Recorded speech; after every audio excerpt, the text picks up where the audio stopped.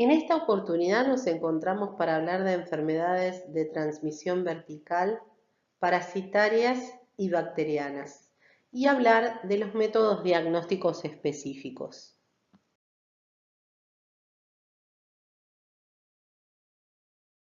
En este núcleo de infecciones de transmisión vertical vamos a hablar de agentes que atraviesan la estructura placentaria o que se contagian durante el periodo perinatal.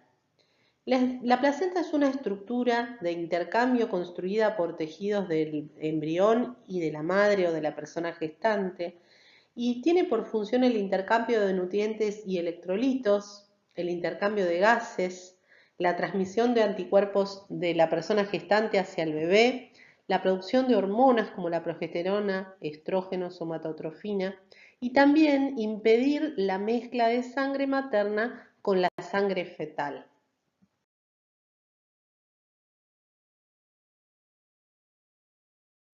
¿Cuáles son los mecanismos a través de los cuales pasan sustancias desde la circulación de la persona gestante hacia la circulación del feto y viceversa?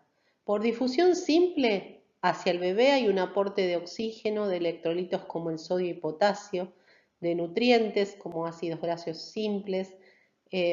Por difusión facilitada suele suceder a través de proteínas de membrana, la difusión de la glucosa.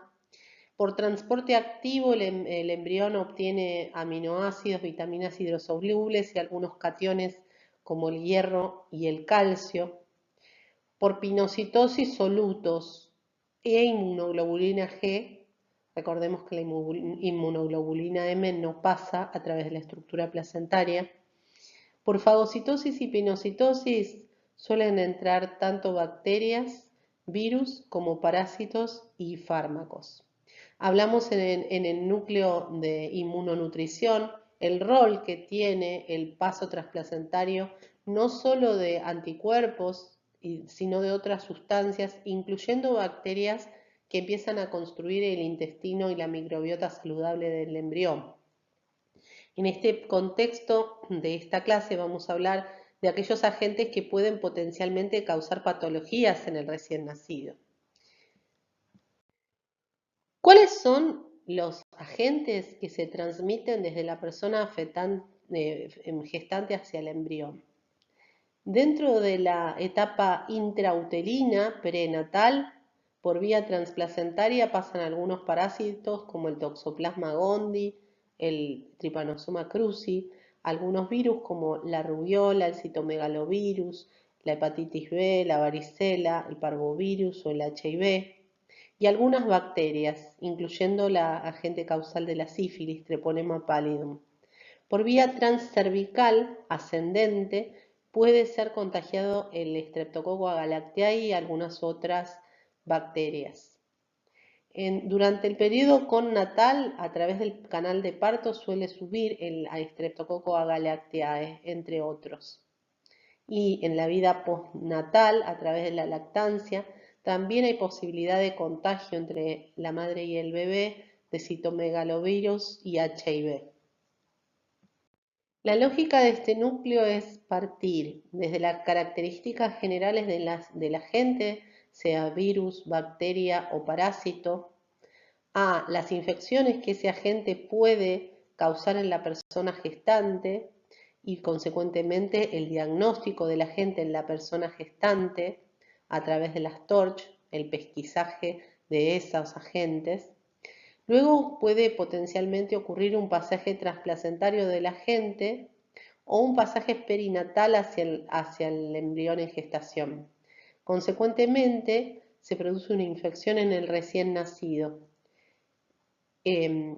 Tanto el diagnóstico de TORCH en el feto como el diagnóstico del recién nacido serán sujetos de explicación en este núcleo.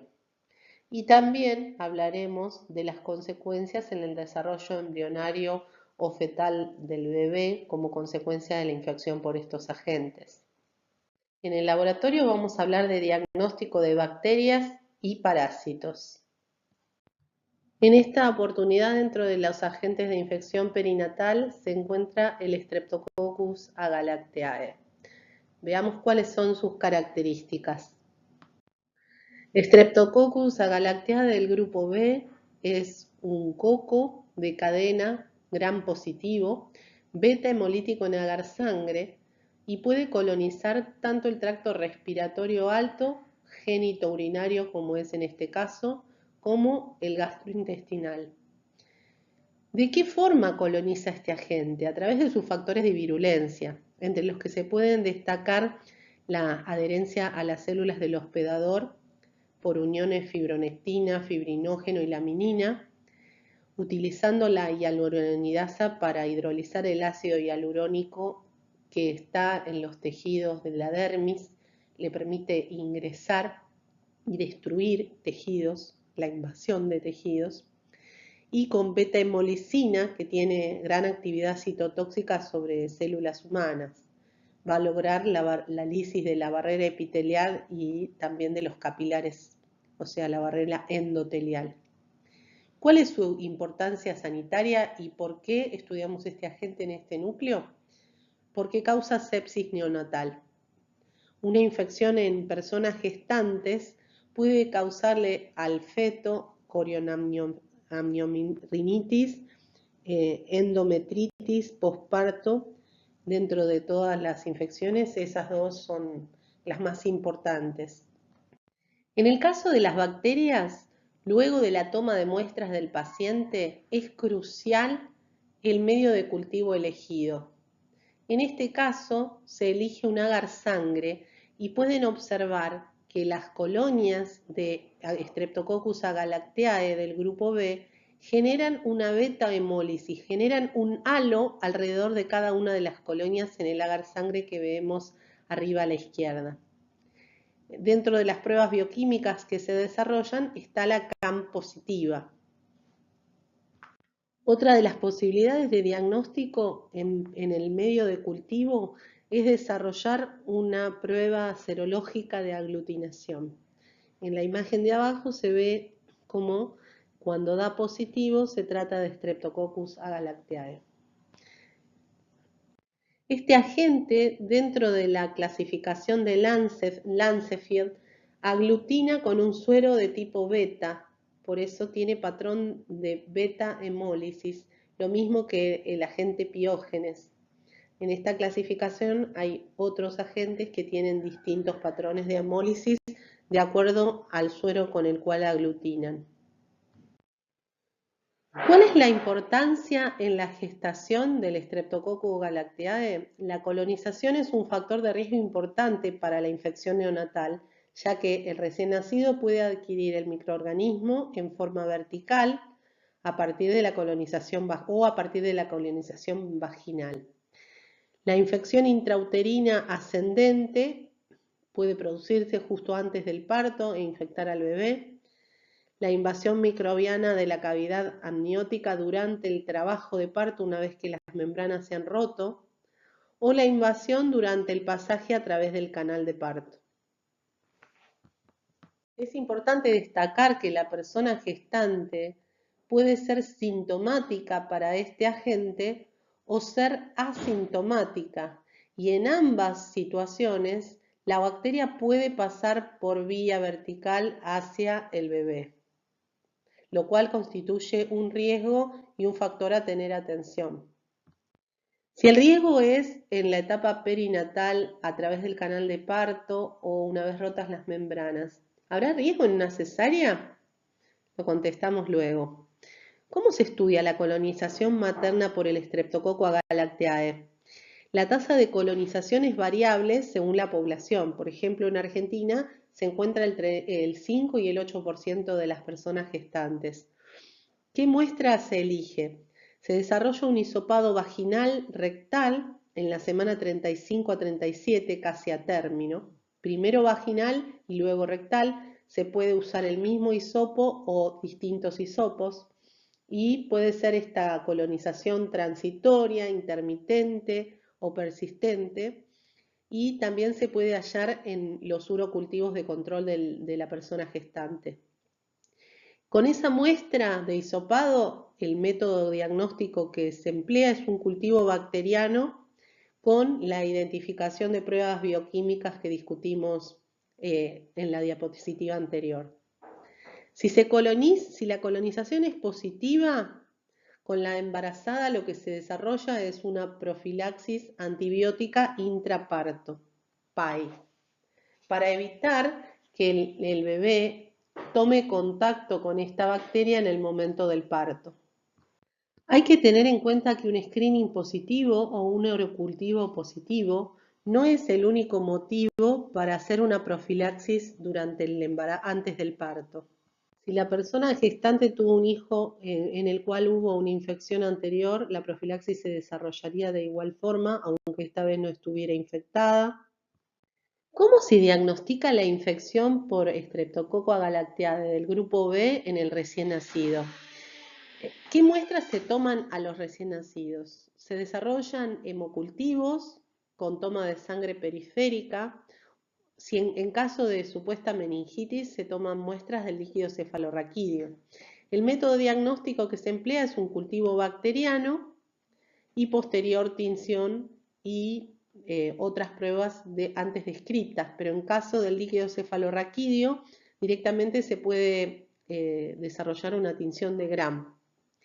¿Qué métodos complementarios de estudio? Un recuento de leucocitos, radiografías de tórax, citofísico-químico del líquido cefalorraquídeo. Bueno, entonces, ¿cuáles son las características de las infecciones por Streptococcus agalactiae del recién nacido? Ellas pueden tener un inicio temprano o un inicio tardío. El inicio temprano se da en el día 0 y el 7 luego del parto. Las complicaciones maternas en esos casos son frecuentes, la incidencia de prematurez es frecuente en un 30% y hay alta tasa de mortalidad que va desde entre el 5 y el 20%. El 85% de los casos, las infecciones del recién nacido se presentan de inicio temprano. Por ende, la profilaxis PAI, a la que venimos haciendo referencia, solo es efectiva para la prevención de estas infecciones tempranas.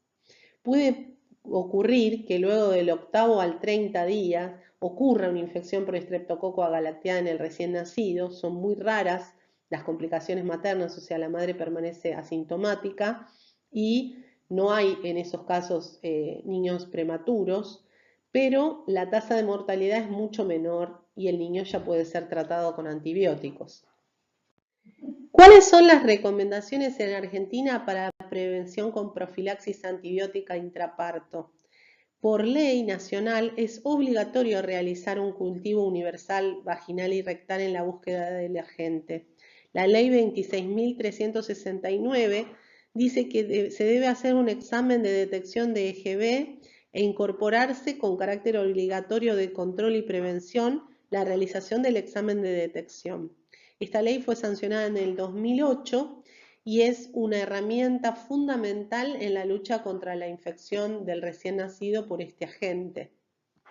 Consideremos al Treponema pallidum como agente causal de sífilis y un agente bacteriano de transmisión vertical.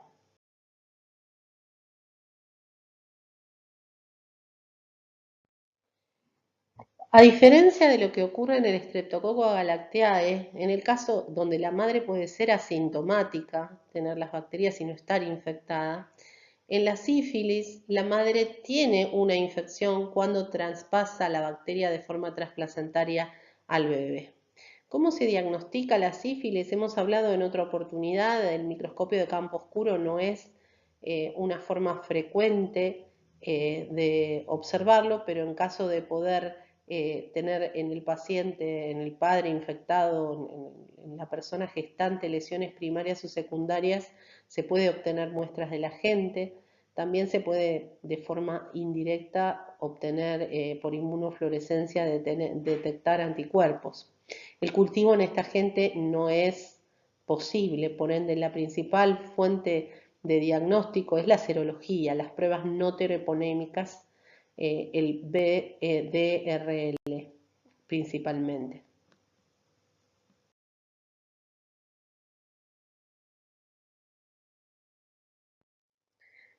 Para las personas gestantes se desarrolla una prueba no treponémica. Esa prueba no treponémica es de BDRL. Si la prueba no treponémica da negativa, se considera que la persona gestante no tiene sífilis, se descarta la sífilis. Si se sospechara de sífilis, se iniciaría un tratamiento. Pero si la persona es positiva, se inicia el tratamiento a la espera del resultado de pruebas confirmatorias.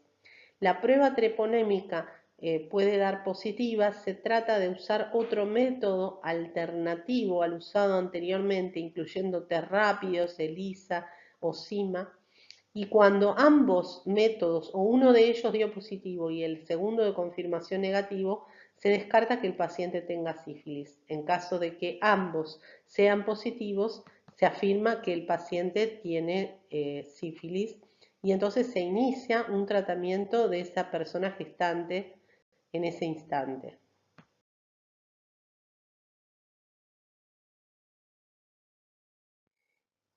En el recién nacido, cuando su madre estuvo con sífilis confirmada durante el embarazo, al momento de nacer el recién nacido podría no tener síntomas o podría tener síntomas. Si el recién nacido al momento de nacer tiene síntomas, inmediatamente se empieza un tratamiento con antibióticos y seguimiento.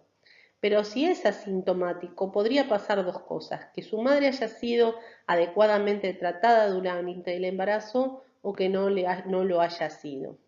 En el caso de que la gestante no haya sido tratada durante el embarazo, hay que hacer una evaluación del recién nacido. Es una oportunidad única de pesquisa de eso, porque a lo largo del tiempo la infección prospera y puede volverse más grave. Ese es el momento para actuar. Entonces, en el recién nacido asintomático cuya madre tenía sífilis confirmada, se hace una pesquisa, se define un esquema de tratamiento donde hay una punción de líquido cefalorraquídeo, se hace una radiografía de huesos largos, hemograma para evaluar anemia o plaquetopenia, un hepatograma, a ver si la función del hígado es normal, y una ecografía cerebral y abdominal hasta encontrar algún síntoma. Si toda esa evaluación resulta normal, se lo trata con algunos antibióticos, pero se hace un seguimiento clínico y serológico. Y si la evaluación resulta anormal, se considera que tiene sífilis y se lo trata con otro tratamiento. Pero en el caso de que el recién nacido sea una gestante que fue adecuadamente tratada, entonces es asintomático, se compara adecuadamente, se comparan los títulos de anticuerpos del recién nacido y los de la madre. Tomando los de la madre como base, se espera que los del recién nacido sean mayores, porque sean la suma de los propios más los de la madre. Y se toma como parámetro que sea 4 veces mayor el título de anticuerpos del recién nacido que de su madre. Si esto es así, se considera que el recién nacido tiene sífilis y se deja sin tratamiento y se hace un tratamiento clínico y serológico. La sífilis congénita constituye un peligro grave y un problema de salud pública que merece atención. El número de casos en los últimos años ha ido en aumento y eso pone en riesgo la salud de los recién nacidos. Por ende, es fundamental el diagnóstico prenatal y el seguimiento del recién nacido.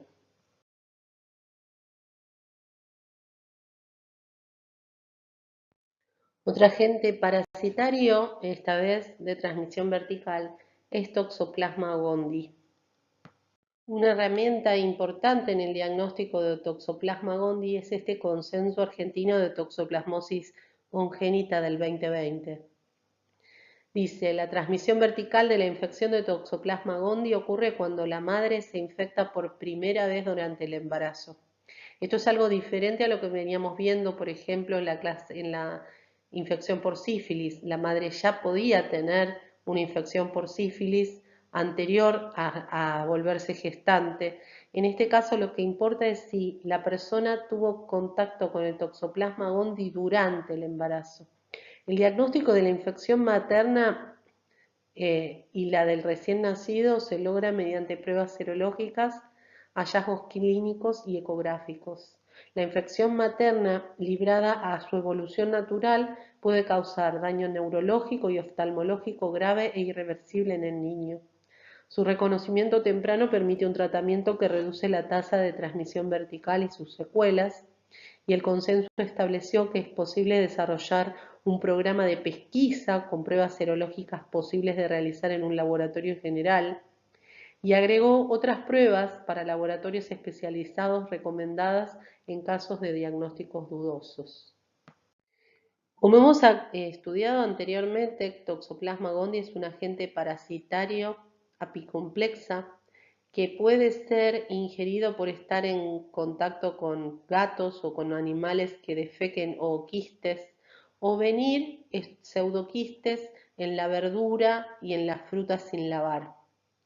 La infección se realiza porque los traqueozoitos infectan el hígado y algunas células ingresan en el torrente sanguíneo, hace ciclos asexuales dentro del organismo y puede pasar por la placenta y lograr una infección congénita. ¿Cuáles son los factores asociados y las características generales? Hay una parasitemia transitoria en fase aguda, infección en monocitos. Hay una transmisión durante la infección aguda a la gestante, una transmisión en cualquier etapa de la gestación. La infección materna se da por lo que nombramos, ¿no? No solo estar en contacto con felinos y que los quistes maduren en el ambiente, sino también la ingesta de carne mal cocida de cerdo o de oveja con bradyzoitos e incluso la verdura mal lavada. La profilaxis pasa por estos sitios, ¿no? Durante el embarazo se ingiera alimentos bien cocidos y evitar los trabajos de jardinería y el contacto con gatos.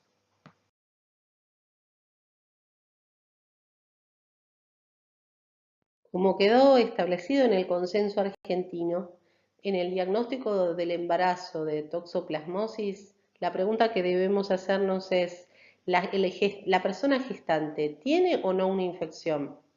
Se hace una serología para toxoplasmosis eh, que se hace a través del rastreo de IgG por ELISA o por IFI. En caso de DAN negativo, estamos en problemas porque el paciente es susceptible a infectarse, por ende se tienen que extremar las condiciones higiénico-dietéticas. Pero si el paciente es positivo, la pregunta es si eso ocurrió durante la gestación o si ya había estado en contacto antes con el agente, desarrolló IgM y luego IgG, y lo que estamos rastreando fue el IgG. Por ende, tendríamos que salir a buscar la IgM para evaluar si la paciente estuvo en contacto durante este embarazo, lo cual pone mayor riesgo al embrión.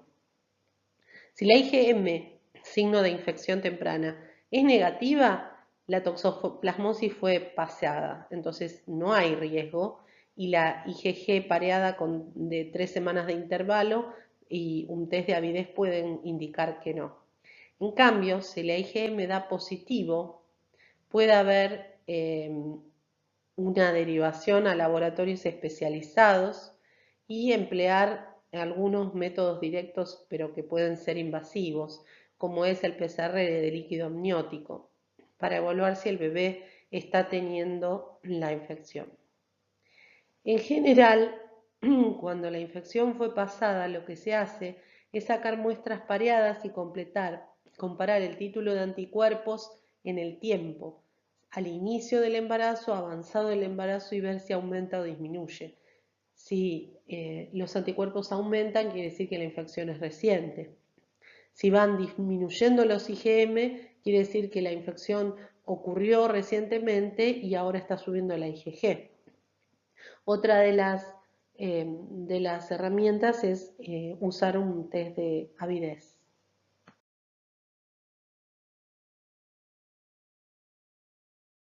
Para la persona gestante, todas las técnicas disponibles son Sabin-Feldman, búsqueda de anticuerpos IgM, IgA, IgE, Western blot, pero la PCR ha demostrado ser de alta sensibilidad y especialidad, pese a que está reservada para laboratorios especializados y tiene altos costos.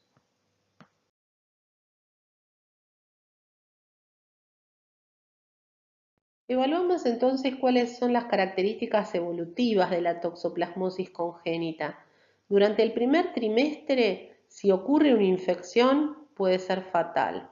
Hay una fase generalizada y una fase de encefalitis que ocurren durante el desarrollo embrionario, y al nacimiento hay una fase de secuela con retraso madurativo neurológico, epilepsia, hidro o microcefalia, calcificaciones cerebrales y corionretinitis.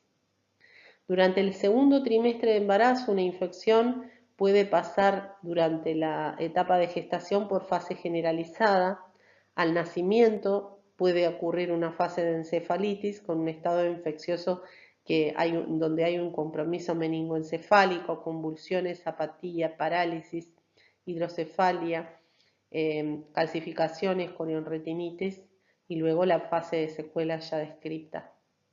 En cambio, si la infección de la madre es durante el tercer trimestre, hay una infección fetal, pero al nacimiento se registra la fase generalizada del estadio infeccioso con compromiso multiorgánico, hepatoesplenomegalia, ictericia, miocarditis, hepatitis, neumonitis, para que luego suceda la fase de encefalitis y la fase de secuela. Por lo tanto, es de vital importancia el diagnóstico temprano de esta parasitosis para evitar las consecuencias en el recién nacido.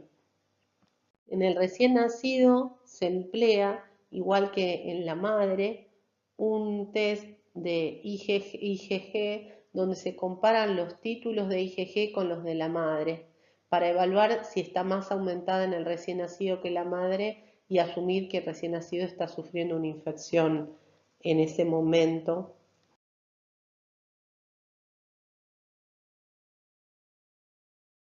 Otro agente parasitario de transmisión vertical es el Trypanosoma cruzi, agente causal de la enfermedad de Chagas-Massa.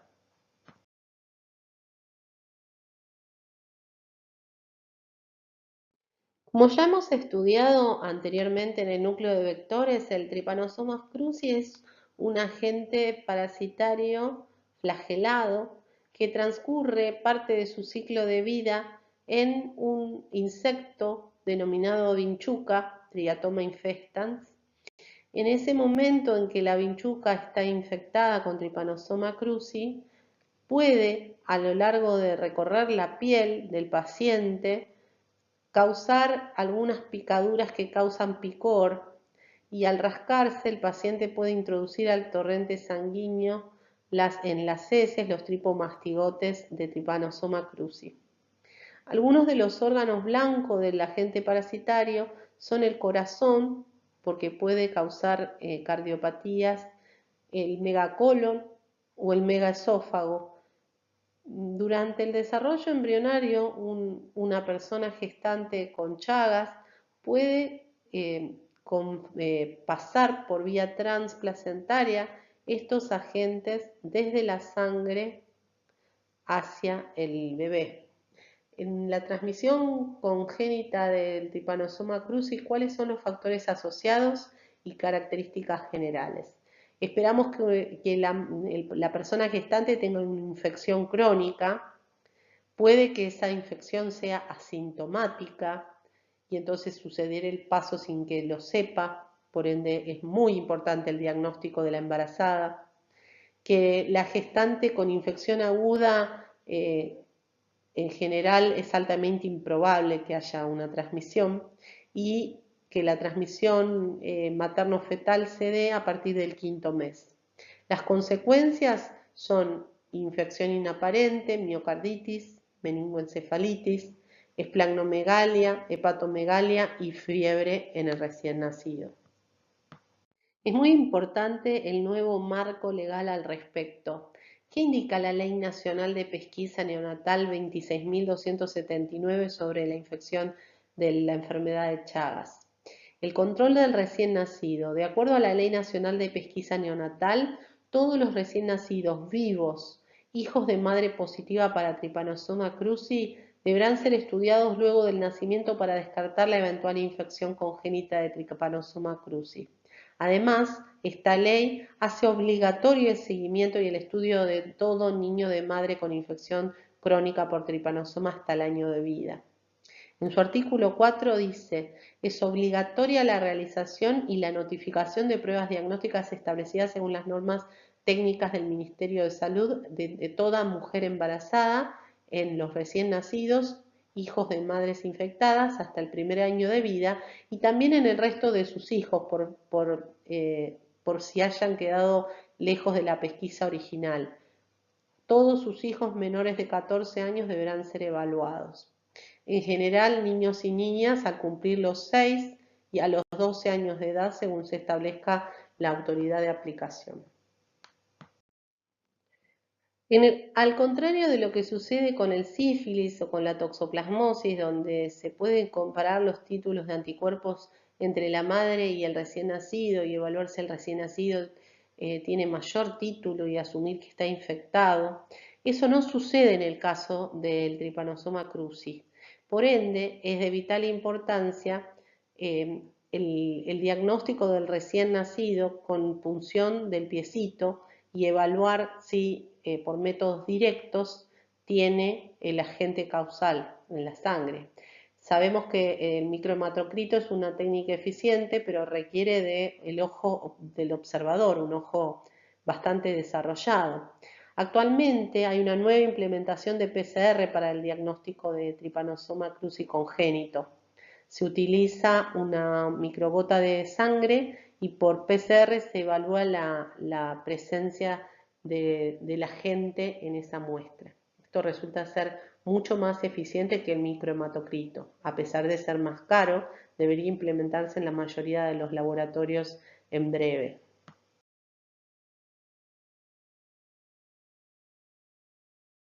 ¿Cómo es el manejo del neonato nacido de una madre con infección confirmada? Este es el algoritmo para el estudio del Chagas vertical en personas recién nacidas menores de un año. Si el recién nacido es recién nacido de una persona gestante con infección confirmada, pueden desarrollarse métodos parasitológicos en búsqueda del microhematocrito, en búsqueda del agente en la sangre del bebé, o el PCR. En caso de esos métodos dar negativos, se esperan unos 10 meses de vida y se le desarrolla serología. A los 10 meses, si vuelve a dar positivo, entonces hay una infección confirmada y en ese niño se debe iniciar sí o sí el tratamiento anti-Chagas.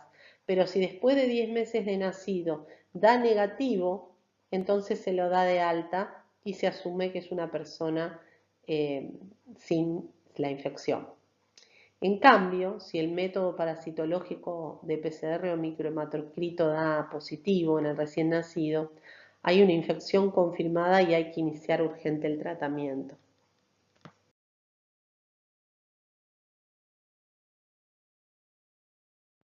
En este gráfico observamos la presentación de eventos adversos según el tiempo de seguimiento de acuerdo a estos autores. En el día 1 está el inicio, el día 30 está la mitad y el día 60 es el fin.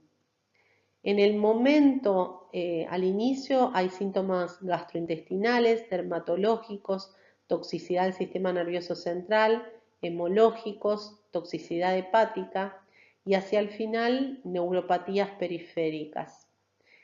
¿Qué es lo que muestra esto entre adultos y neonatos? En rojo.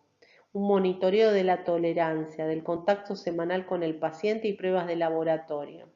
En el recién nacido, por usar PCR se obtienen muchísimas ventajas porque se logra un diagnóstico de la enfermedad anterior. En los neonatos la tasa de efectos adversos es más baja, entonces al saber si está infectado con anterioridad se logra un diagnóstico temprano y se puede llegar a curar al paciente que cursó una infección aguda.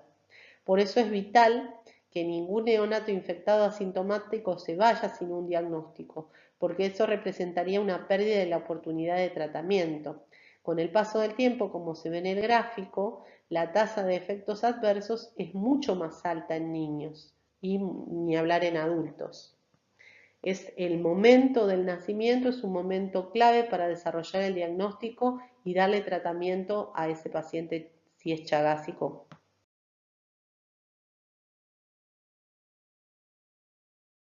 Esto podríamos resumirlo con la siguiente frase: el criterio actual de curación parasitológica es una negativización de la serología convencional. La negativización de la serología es más precoz cuando menor es la edad del paciente que recibe el tratamiento.